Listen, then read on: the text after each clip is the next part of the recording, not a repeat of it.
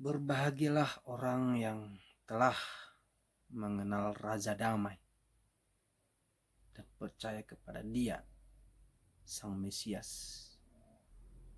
Tanpa bertemu dengan Dia, tanpa melihat Dia, kita percaya. Puji Tuhan.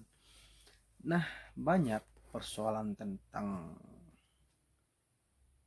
Yesus, bahwa Yesus itu tidaklah Tuhan. Tetapi satu jadi pegangan bagi kita sebagai orang yang percaya bahwa Yesus adalah Tuhan.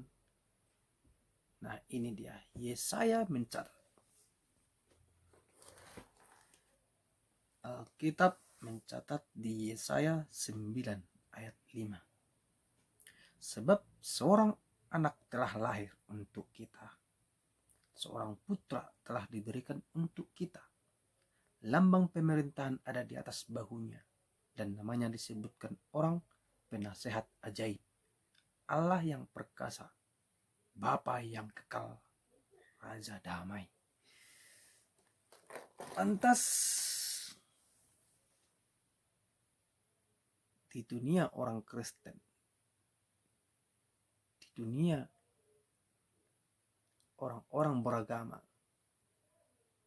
banyak yang tidak mengerti kenapa Yesus yang menjadi sebagai manusia yang lahir dari perut Maria sering dituduh bahwa Yesus itu adalah manusia yang diutus, hanya seorang nabi. Tetapi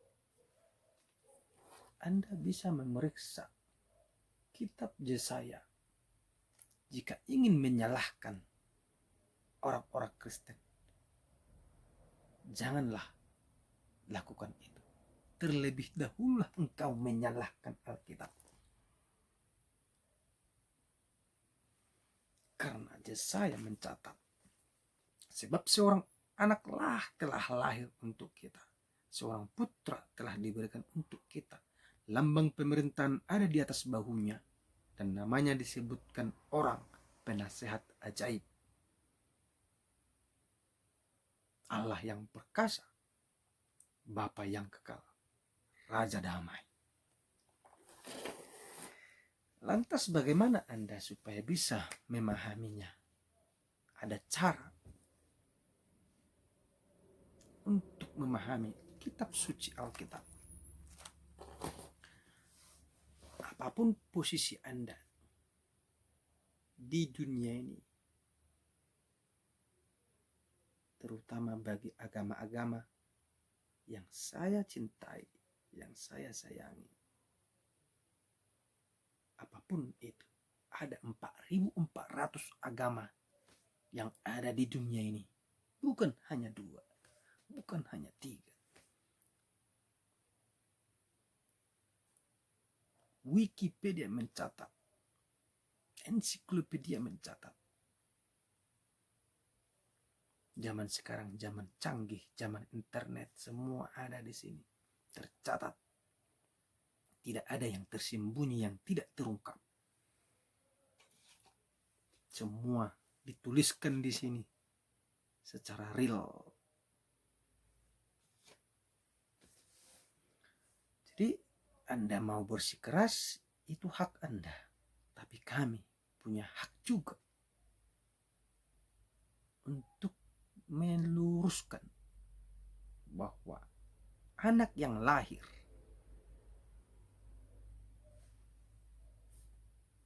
tulisan yang terdapat di Yesaya ini, apakah menurut Anda dengan mau sama siapakah Anda mau menyebutkan? Sebab seorang anak telah lahir untuk kita. Seorang putra telah diberikan untuk kita. Lambang pemerintahan ada di atas bahunya. Dan namanya disebutkan orang penasehat ajaib. Allah yang perkasa. Bapa yang kekal. Raja damai. Luar biasa. Jadi bagi kita Kristen juga harus mengetahui hal ini untuk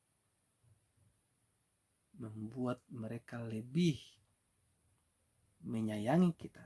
Kita rangkul mereka yang mau mempelajari, yang betul-betul ingin mengenal Yesus itu siapa. Nah, lantas saya ingin membagikan juga tentang perjanjian kekal. Perjanjian yang kekal. Yang terjadi sampai saat ini. Salah satu contoh ada tertulis di Yeremia pasal 49 ayat 13. Kita buka buku Alkitab kita, perjanjian kekal dan hukuman kekal.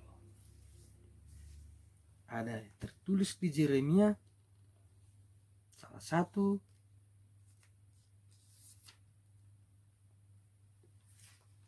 hukum kekal itu atau kejadian yang kekal itu yaitu Yeremia pasal 49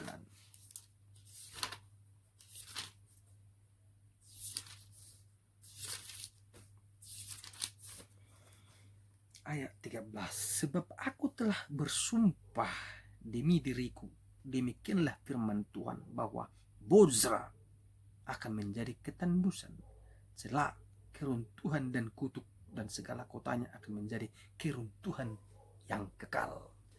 Anda bisa mencari baik di YouTube, baik di Google, baik di Wikipedia, baik di satelit orang Israel, dan biar lebih cepat Anda pergi kemana? Ke satelit orang Israel.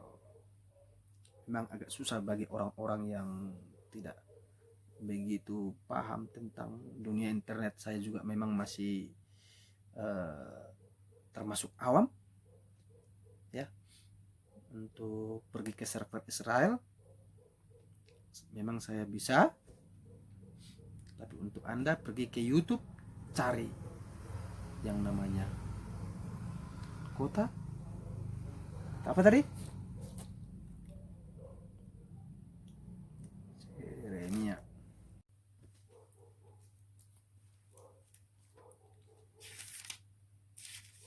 Yeremia 49 ayat 13 tadi ya. Kota Bozra. Kota Bozra ini kota yang telah dikutuk oleh Tuhan pada zaman Menara Babel tahun sekitar 1000 kurang lebih 1100 sebelum Masehi, dan sampai saat ini termasuk detik ini kota itu masih kota reruntuhan, kota tandus. Itu suatu kutuk kekal yang tidak akan berubah, karena Tuhan telah menetapkan kotanya akan menjadi reruntuhan yang kekal. Bozra. Mari kita sejenak menangis untuk Bozra. Dosa apakah itu? Nah, terus ada lagi perjanjian kekal. Apa itu? Tertulis di Kejadian pasal 17 yang sampai saat ini tetap ada.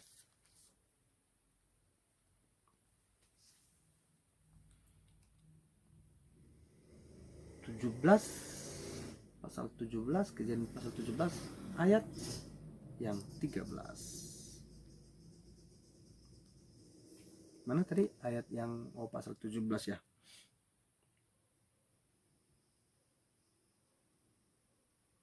Pasal yang ke-7. Pasal yang ke-17 ayat 7. Aku akan mengadakan perjanjian antara aku dan engkau serta keturunanmu turun-temurun menjadi perjanjian yang kekal. supaya aku menjadi Allahmu dan Allah keturunanmu. Ya. Jadi ini mengenai perjanjian sunat. Ya, coba saya cek lagi sebentar ya. Kita cek langsung biar ayatnya langsung ketemu.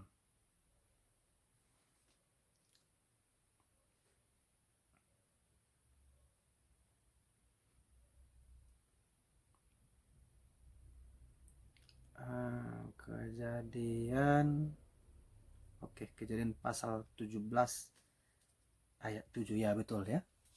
Jadi ini kita bisa lagi apa isi dari perjanjian Allah tersebut, yang judul perikopnya sunat sebagai tanda perjanjian Allah dengan Abraham. Jadi ini jadi dilema. Aku Paulus, kata Paulus kan, aku Paulus, kata Paulus, aku Paulus, jika engkau menyunatkan secara badannya, maka Yesus tidak ada artinya bagimu. Nanti salah, tapi coba cek ya di Kisah Para Rasul yang mengatakan hal seperti itu.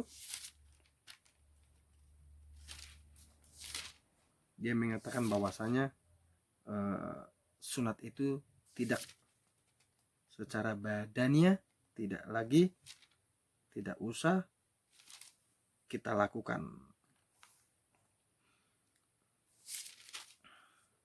karena dahulu Paulus ini adalah Saulus, ya.